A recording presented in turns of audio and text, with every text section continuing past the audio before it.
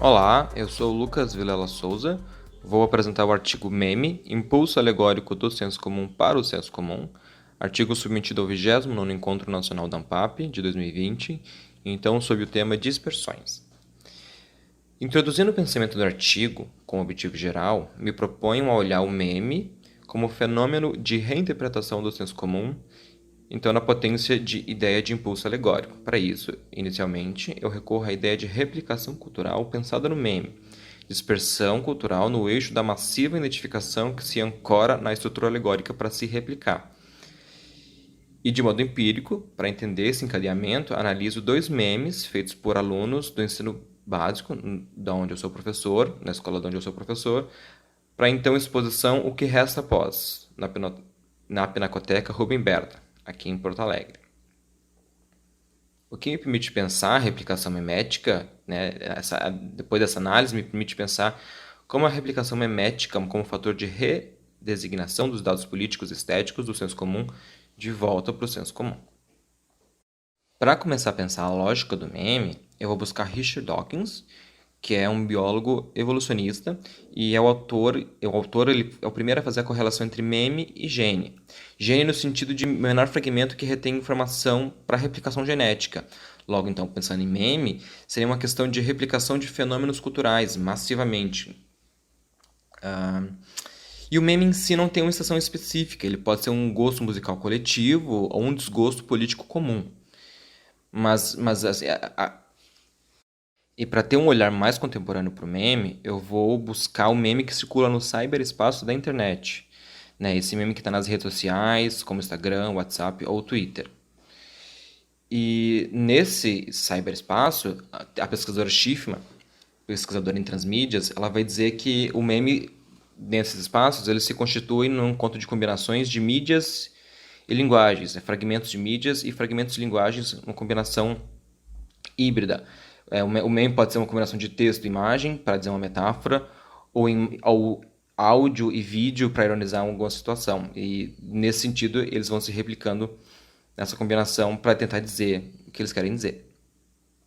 E é ancorado nessa combinação que os memes conseguem, então, impulsionar ideias por meio de outras ideias. Eles se apropriam de outras ideias com o intuito de promover identificação e, por sua vez, replicação cultural. Por exemplo, eu tenho no artigo, eu trago o exemplo do meme conhecido como Cavalo de Troia, em que a concepção do mito grego é apropriado para ilustrar ideias de estratégias. Enfim, ele é trazido, a lógica, a estrutura do mito, ele é trazida de forma para pensar outras estratégias. Enfim. E dessas combinações de linguagens e procedimentos, recorro à alegoria para entender como o meme traduz os elementos sociais em imagens e textos, pois ela consegue abarcar ideias de ironia, metáforas, humor, né, que são recursos do meme. E para entender a alegoria, eu vou buscar Walter Benjamin, que vai dizer o seguinte, que a alegoria é uma combinação ambivalente entre convenção e expressão. Né? Convenção no sentido contratual, de significado, de que a gente faz contrato de sentido, e expressão como capacidade intuitiva das ideias, porque as ideias são o que elas são. Nesse sentido que Benjamin afirma que na alegoria uma coisa pode significar qualquer outra. E dos estudos de Walter Benjamin, Craig Owens, que é um outro autor que eu vou buscar, traz a ideia de impulso alegórico, né, que por meio desse impulso, que pode ser uma técnica, uma atitude, uma linguagem, ela vai gerar imagens de imagens, ideias de ideias, e não só uma imagem, uma ideia imediata, mas também elucidando uma estrutura sensível comum de onde ela é apropriada. Né? Ou seja, o motivo alegórico anexado ao meme, ele traz um outro sentido da partícula cultural. Ele não anula, mas ativa o teu antecedente, o teu ao redor.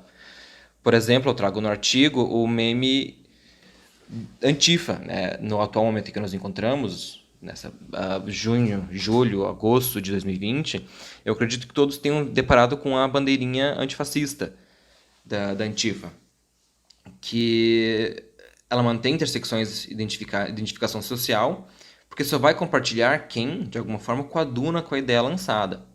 Mas não que todos, enfim, praticam o movimento em si, mas elucidam uma estrutura de identificação.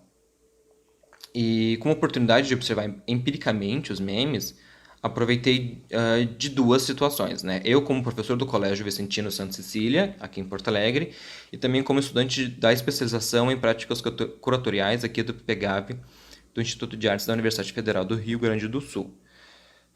Pois desses trânsitos entre salas de aula foi possível propor a elaboração de memes para a exposição que resta após, usando o arquivo da Pinacoteca Rubem Berta, aqui de Porto Alegre. Nesse sentido, dentro da especialização, surgiu a ideia de fazer uma exposição e nós, como grupo, pensamos que meme poderia ser uma oportunidade, então eu levei essa ideia de meme para os meus alunos, porque eles fizeram. Foi um resultado de 158 memes que foram expostos. E aqui então eu trago 2 memes para pensar então a estrutura de como o meme pode ser um impulso alegórico que vem do senso comum de volta para o senso comum.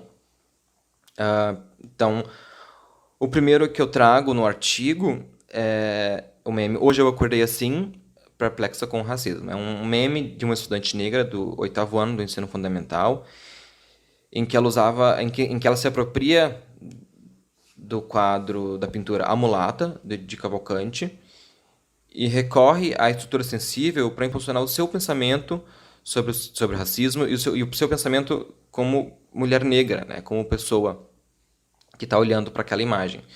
Pois o meme que ela cria vem de uma série de outros memes que, por vezes, esses memes vieram da música Flawless, da cantora estadunidense Beyoncé, e também esta, por sua vez, se inspirou no discurso da cantora nigeriana Chimamanda. A gente consegue entender como a ideia de replicação ela vem de um e se lança por outro e se reprojeta de outro, de forma que é possível dizer e se impulsionar como atitude, como procedimento, como técnica, como imagem, como poética. O outro meme que eu trago foi Is This Real Life, feito por um estudante autista de 16 anos do primeiro ano do ensino médio. Is This Real Life é uma frase em inglês que, traduzindo, quer dizer Isto é vida real, né? Uma pergunta retórica. É um meme que vem de um vídeo no qual uma criança tinha saído de uma consulta do dentista e está anestesiada. E sobre esse efeito da anestesia, ela faz esses questionamentos. Is this real life? E o aluno... É um vídeo popular, né? Teve muito alcance. No YouTube mesmo ele tem milhões de visualização. E de certa forma esse meme alcançou um espaço no senso comum, no pensamento coletivo, de forma que esse aluno se identificou naquele momento com aquela imagem né, segundo o aluno, representa a ideia de realidade que está sempre em vertigem, a sua ideia de realidade, né? Indicando talvez aí uma replicação, uma repetição anestésica do que é da ordem rotineira da própria vida, ou dessa replicação vertiginosa do que é o próprio meme. Mas olhando para uma atitude que seja alegórica, né, um impulso dos estudantes, são percebidos exatamente no encadeamento intertextuais das referências. E com efeito a posteriori, tal posicionamento dos estudantes difere da lógica de cópia e original das ideias coletivas, pois elas começam a projetar narrativas autônomas e não só repetições. Assim, as replicações de fenômenos tornam-se uma questão para pensar como elas, né, as repetições e as narrativas autônomas, configuram as narrativas do senso comum. Seguindo assim, dois artistas, Philippe e Bucks Drive, reúnem uma série de expressões poéticas virtuais em uma publicação que procuram manifestar de que forma o meme pode reestruturar então o senso comum.